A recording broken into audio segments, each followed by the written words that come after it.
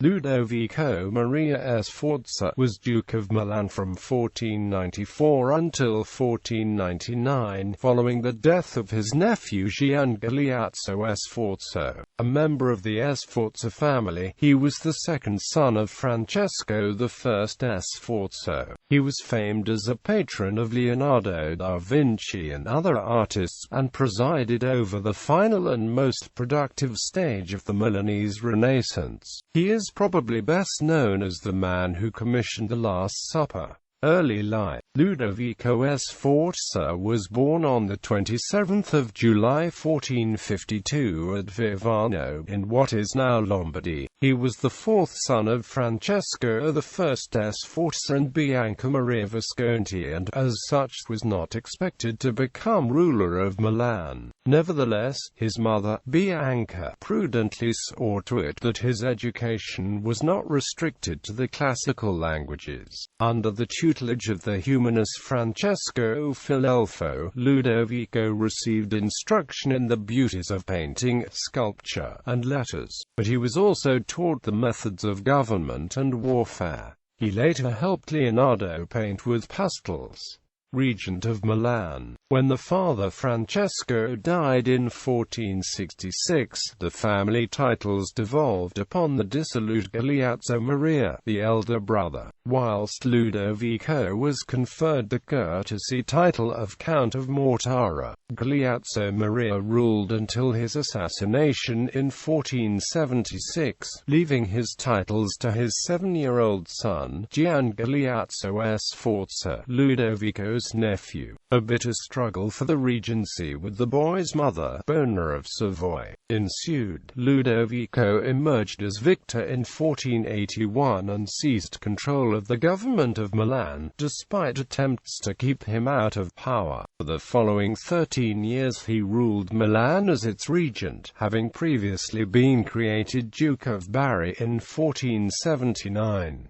Marriage and private life. In January 1491, he married Beatrice I d'Este, the youngest daughter of Ercole d'Este, Duke of Ferrara, in a double Sforza-Este marriage, while Beatrice's brother Alfonso d'Este married Anna Sforza, Ludovico's niece.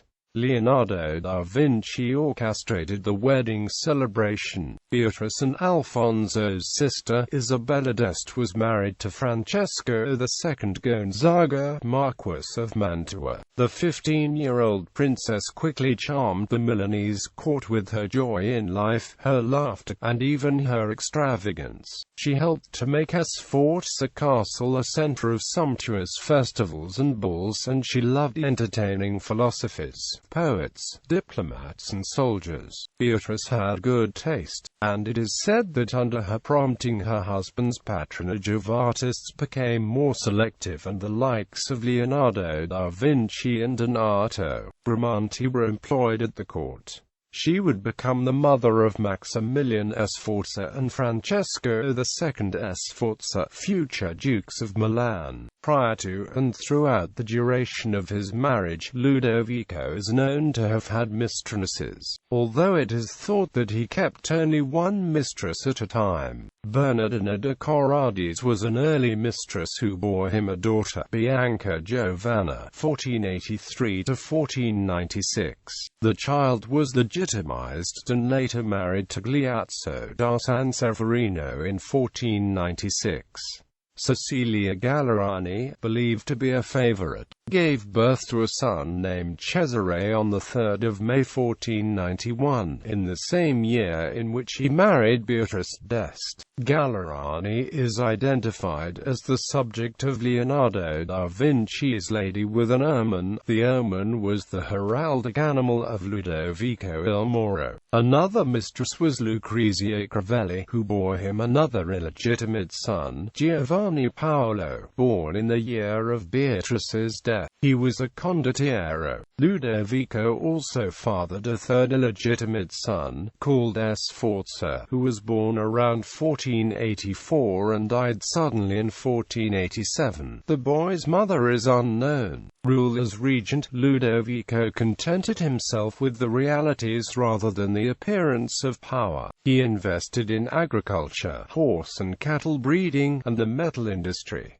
Some 20,000 workers were employed in the silk industry. Artists and craftsmen labored to make the court of Milan the most splendid not only in Italy but in Europe. Many artists, poets, and musicians were drawn to Milan. Ludovico sponsored extensive work in civil and military engineering, such as canals and fortifications. The court and the common people alike rejoiced in Ludovico's magnificent celebrations. Ludovico continued work on the Cathedral of Milan and had the streets of his capital widened and adorned with gardens. The universities of Pavia and Milan flourished under him. There was some grumbling at the heavy taxation necessary to support these ventures, and a few riots resulted. Ascension as Duke of Milan and the Italian Wars. In 1494, the new King of Naples, Alfonso, allied himself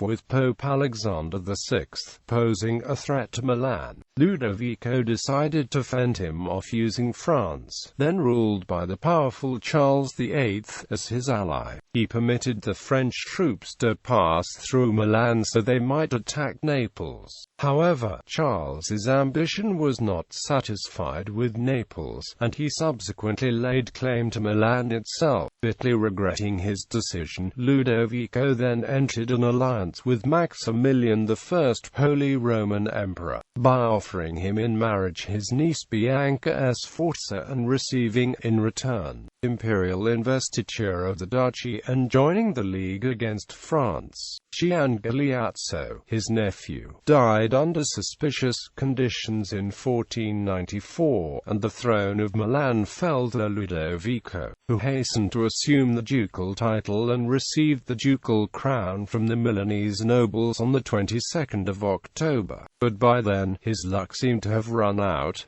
On the 3rd of January 1497, as the result of a difficult childbirth, Beatrice, his wife, died. Ludovico was inconsolable, and the entire court was shrouded in gloom. Ludovico had also hoped by involving the French and the Holy Roman Emperor Maximilian I in Italian politics. He could manipulate the two and reap the rewards himself, and was thus responsible for starting the Italian Wars. At first, Ludovico defeated the French at the Battle of Fornovo in 1495. However, with the death of Charles, the French throne was inherited by his cousin Louis of Orleans, who became Louis XII of France. The new king had a hereditary claim to Milan, as his paternal grandmother was Valentina Visconti, daughter of Gian Galeazzo Visconti, the first Duke of Milan. Hence in 1498, he descended upon Milan, as none of the other Italian states would help the ruler who had invited the French into Italy 4 years earlier. Louis was successful in driving out Ludovico from Milan. Ludovico managed to escape the French armies and, in 1499, sought help from Maximilian. Downfall and aftermath. Ludovico returned with an army of mercenaries and re-entered Milan in February 1500. 2 months later, Louis XII laid siege to the city of Novara, where Ludovico was based. The armies of both sides included Swiss mercenaries.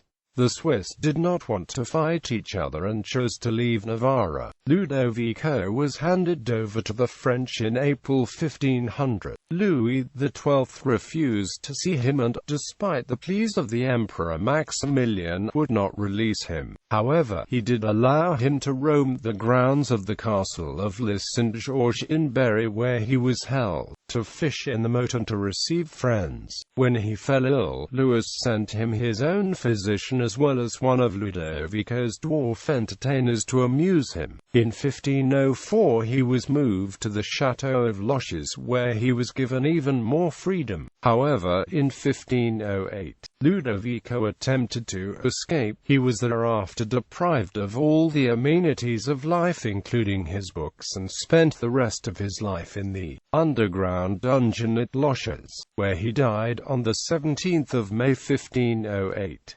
Ludovico's struggle with Louis is mentioned briefly in Chapter 3 of Machiavelli's The Prince. The Swiss later executed a soldier from Uri, called Hans Termin, who had, they claimed, betrayed his employer for money. The Swiss later restored the Duchy of Milan to Ludovico's son, Maximilian Sforza. His other son, Francesco II, also held the Duchy of Milan for a short period. Francesco II died in 1535, sparking the Italian War of 1535, as a result of which Milan passed to the Spanish Empire. The memory of Ludovico was clouded for centuries by Niccolo Machiavelli's accusation that he invited Charles VIII to invade Italy, paving the way for subsequent foreign domination. The charge was perpetuated by later historians who espoused the ideal of national independence. More recent historians, however, placing the figure of Ludovico in its Renaissance setting, have re-evaluated his merits as a ruler and given a more equitable assessment of his achievement. Representations in popular culture. In the 1971 Rai miniseries La Vita di Leonardo da Vinci, Ludovico Sforza is portrayed by Italian actor Giampiero Albertini. In the 2011 Showtime series The Borgias, Ludovico Sforza is portrayed by English actor Ivan K.